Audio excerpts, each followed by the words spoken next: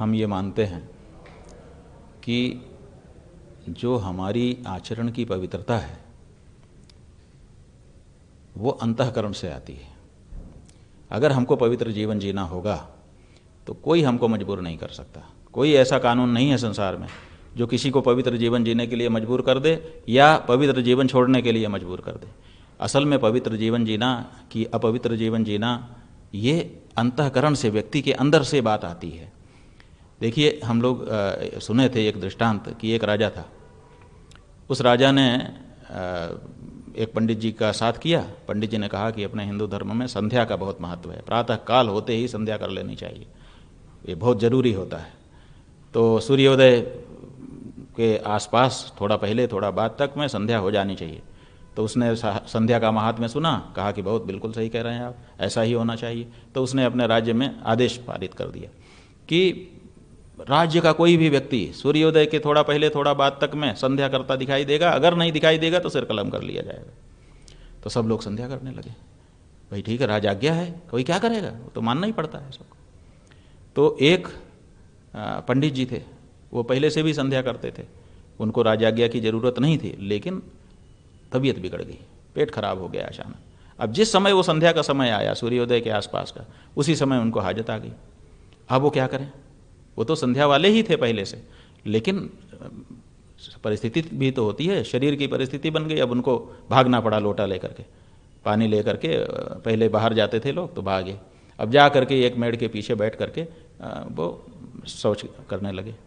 उसी समय राजा के सिपाही निकले तलवार नंगी लेकर के कि जो संध्या करता नहीं दिखेगा उसका सर कलम कर लीजिए। अब वो बेचारे शौच कर रहे थे। अब उन्होंने देखा कि पुलिस नंगी तलवार लेके आ रही है और हम तो संध्या कर नहीं रहेंगे, अब क्या करें? तो फिर उन्होंने वो जो आपदस्थ के लिए, माने पानी छूने के लिए जो लोटा भर करके ले गए थे, उसी पानी से मंत्र पढ़ना शुरू कर दिया और माथे पे छिड़कना शुरू कर दिया। अपवित्र पवित्र व आदि, माने जो संध्या के मंत्र पढ़े जाते हैं। और सैनिकों ने सुना, हाँ हाँ संध्या का मंत्र बोल रहा है, ठीक ठीक, चलो, चले गए। अब आप बताइए कि इस तरह से संध्या होती है? ये तो संध्या नहीं है ना। तो इस तरह के जो आदेश हैं वो बाहर से नहीं आएंगे। देखिए, इसीलिए हम कहते हैं कि राजनीति माने राज्य के अलावा की भी शक्तियों की ज़रूरत है। ये जो धर्म शक्ति है, हमारा जो पीठ है, ये किस लिए बना है कि कानून से जो लोग नहीं मानते हैं उनको हम अंतःकरण से मनवा दें। हम उनकी ऐसी समझाइश करें कि जिससे वो अपने आप अपराध से बच जाएं। हर घर में भाई बहन साथ रह रहे हैं, जवान भाई बहन रहते हैं हर घर में, लेकिन कहीं कोई अत्याचार अनाचार नहीं होता है। क्यों? क्योंकि उनकी समझ ऐसी बन गई कि मेरी बहन है, वो उसको मेरा भाई है। कभी जीवन में विचार ही नहीं आते ऐसे जिससे कुछ गड़बड़ी होने की आशंका। हर घर में सोना चांदी रखा रहता है, लेकिन घर का कोई व्यक्ति उसको नहीं चुराता है कि भाई क्यों चुराऊं, मेरा ही है, ज़रूरत पड़ने पे मिलेगा। तो ऐसी परिस्थिति में धार्मिक शिक्षा की, नैतिक शिक्षा की आवश्यकता होती है। जब हम ये शिक्षा दे देंगे कि भाई तुमको अपनी पवित्रता को मेंटेन रखने के लिए ऐसे नहीं खाना है, ऐसे नहीं खाना है, इनका नहीं खाना है, इनका नहीं खाना है, इनका नहीं खाना है, तो वो करने लगेगा। कानून से ये काम हो सकता है? कानून से आप नाम लिखवा दोगे। अच्छा, आप देखिए आज की परिस्थिति तो ये है कि पहले जो धर्मांतरण करते थे वो लोग नाम बदल देते थे। आज पूरे देश में धर्मांतरण तो तेज़ी से चल रहा है, हम लोग सब जान रहे हैं, जगह जगह रिपोर्ट रहती है। लेकिन अब उन्होंने नाम बदलना बंद कर दिया। अब इस्लाम वाले भी कन्वर्ट कर रहे हैं तो नाम नहीं बदल रहे हैं, और ईसाई वाले भी कन्वर्ट कर रहे हैं तो नाम नहीं बदल रहे हैं, वो नाम वही रहने देते हैं। अब हमने तो नाम देखा बोर्ड में और नाम देख करके हमने खरीद लिया और खा लिया, तो क्या सही हो गया? फिर दूसरी बात यह है कि जो वस्तु हम ले रहे हैं, जैसे फल की दुकान में आप नाम लिखवा रहे हो, अब वो फल किसने तोड़ा, किसने पाला, किसने उसमें पानी सींचा, क्या किया, कैसे आया, कैसे गया, पैर में रखा रहा कि सिर में रखा रहा, कुछ पता रहता है? तो ऐसी परिस्थिति में केवल सामने सामने की बात आप कह रहे हैं तो आप अच्छा फिर अचानक कर दे रहे हैं। पहले ऐसी कोई शिक्षा का आप वर्ग चलाते कि जो कांवड़िए हैं उनका प्रशिक्षण होगा, उनको समझाया जाएगा कि देखो शास्त्र के अनुसार जिस समय हम कांवड़ ले करके चलते हैं उस समय हमको पवित्रता की आवश्यकता होती है, पवित्र भोजन करना आवश्यक होता है, पवित्र जीवन जीना होता है। आप तो डीजे बजवा रहे हो, आप तो जो है वो उछलवा रहे हो, कूदवा रहे हो। तो ऐसी परिस्थिति में कांवड़िए जो धार्मिक भावना है उनके अंदर, वो कैसे उनके अंदर आएगी? तो हम समझते हैं कि इस तरह का कानून बनाने से तो विद्वेष फैलेगा। हमारा अपना सोचना है, बहुत से हिंदू इसमें कह सकते हैं कि देखो ये फिर ऐसी बात कर रहे हैं अविमुक्तेश्वरानंद, लेकिन जो सच है वही तो हम कह सकते हैं। आखिर हम कैसे कह दें कि ये सही है? क्यों? क्योंकि मुसलमान की दुकान है, हिंदू नौकर हैं, बनाने वाले सब हिंदू हैं, और मालिक जो है गल्ला पे बैठ करके मालिकाना कर रहा है। अब नाम लिख दिया गया कि ये, और उस दुकान में अब उस दुकान में इसका आर्थिक असर पड़ेगा। आर्थिक असर पड़ेगा तो मालिक क्या करेगा? मालिक की तो दुकान रहेगी लेकिन वो छटनी कर देगा, तो हिंदू छटनी में जाएंगे।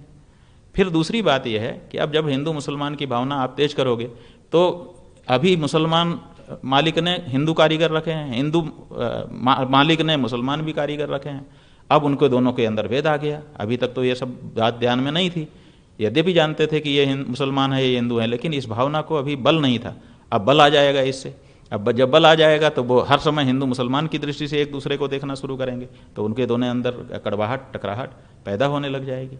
तो ये सब पवित्रता कितनी मेंटेन होगी इसका पता नहीं है। अच्छा, आज परिस्थिति ये है कि लोगों की समझ ऐसी हो गई कि कोई कहीं भी खा रहे हैं, उनका विचार ही नहीं है कि किसने इसको छुआ है, किसने इसको बनाया है, किस भावना से बनाया है, ये सब सोच ही नहीं रहे हैं लोग। उनको भूख लगती है, बस जो सामने दिख गया जाके खरीद के खा लेते हैं। पहले हम लोग विचार करते थे, हम लोग तो आज भी इस बात का विचार करते हैं कि कहाँ खाना है, कब खाना है, कैसे खाना है, आदि आदि। लेकिन अब आम जो हिंदू है वो ये सब विचार करता नहीं है, और ऐसी परिस्थिति में उसको समझाइश तो ठीक से दी नहीं गई। लोगों को भी इस बारे में ठीक से अवेयरनेस लाई नहीं गई कि भाई असल में इसके पीछे ये भाव है, और इसमें किसी को भेदभाव डालने की, हमारी किसी को नीचा दिखाने की ऐसी कोई भावना। ऐसा वातावरण एक बनाया जाना चाहिए, और उसके बाद इस तरह से कुछ किया जाता तो शायद ज़्यादा कारगर रहता। लेकिन अचानक जिस तरह से लागू कर दिया गया है इसको, तो अभी तक तो लोग समझ ही नहीं पा रहे हैं कि क्या है। हमने 3-4 लोगों का देखा, जैसे वो माहौल क्या है वाला गया था, जनता के बीच में जाता है, वो जनता की राय देता है। अब वो कह रहे हैं हमें कोई फ़र्क नहीं है। खाने वाला भी कह रहा है हमें कोई फ़र्क नहीं है, हम तो मुसलमान के दुकान में गए थे, उन्होंने टेंट लगाया था और गद्दा बिछाया था, हम तो वहाँ आराम किए, और उससे क्या फ़र्क पड़ता है। अब देखिए वो कांवर वाला है लेकिन ऐसा कह रहा है। दुकान वाले कह रहे हैं कि भाई ठीक है थोड़ा बहुत फ़र्क पड़ेगा, लेकिन सरकार का आदेश है। कोई कह रहे हैं कोई फ़र्क नहीं पड़ेगा, जिसको खाना है वो खाएगा ही, जिसको नहीं खाना है नहीं खाएगा। तो ऐसी परिस्थिति में जिस उद्देश्य से ये कानून लागू किया गया वो अपना पूरा असर दिखा पाएगा। देखिए, पवित्रता अच्छी चीज़ है, और इस बारे में अगर कोई विचार करता है तो हम उसका समर्थन करते हैं, लेकिन उसके लिए उचित वातावरण बना करके तब इस बात को कहा जाना चाहिए। अन्यथा अचानक कर देने से, जैसे नोटबंदी अचानक कर दी गई थी तो लोगों को कितनी परेशानी हुई, तो अचानक नहीं करना चाहिए, उसके बारे में वातावरण बनाना चाहिए, समझाइश देनी चाहिए, और तब जा करके, और जगह जगह उस तरह की व्यवस्था कांवड़ियों के लिए।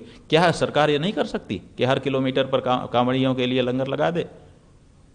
हिंदुओं को ही प्रेरित करके लगा दे, सरकारी खजाने से पैसा ना निकाले कि भाई यहाँ पवित्र भोजन है, वहाँ पर जैसे आपके धर्मशास्त्र में नियम है वैसा भोजन, वैसी चाय, वैसा दूध बना करके रख दो।